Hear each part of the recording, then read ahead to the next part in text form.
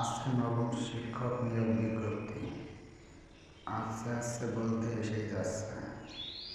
যাই হোক, নবম শিক্ষক প্রত্যাশী শিক্ষার্থী, আপনারা এই মুহূর্তে যদি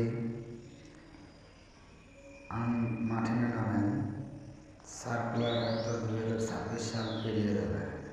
আর যদিও বা 1টি 2টি করে সার্কুলার থাকবে, তা 18তমদের জন্য দিয়ে দেবে। শেষ পর্যন্ত দেখা যাবে 19তম নিবন্ধন সার্কুলারে কোনো পদের শূন্য থাকবে না। তাই আপনারা চাপ সৃষ্টি করবেন এনটিআরসির। বর্তমান যেমন সামাজিক বিজ্ঞান অনুসারে আছে হলো স্কুলে 367, মাদ্রাসায় আছে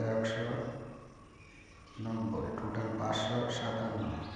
কিন্তু 18তমদের জন্য সংরক্ষিত রাখা হয়েছে 565। তাহলে ঘাটতি থাকতেছে 8টি। তাহলে এই 8টি তাদের কীভাবে দেবে? ওই যারা চাকরি করতেছে তাদেরকে চাকরি ছোটো করে ওদেরকে পুরো করে দেবে। যাই হোক,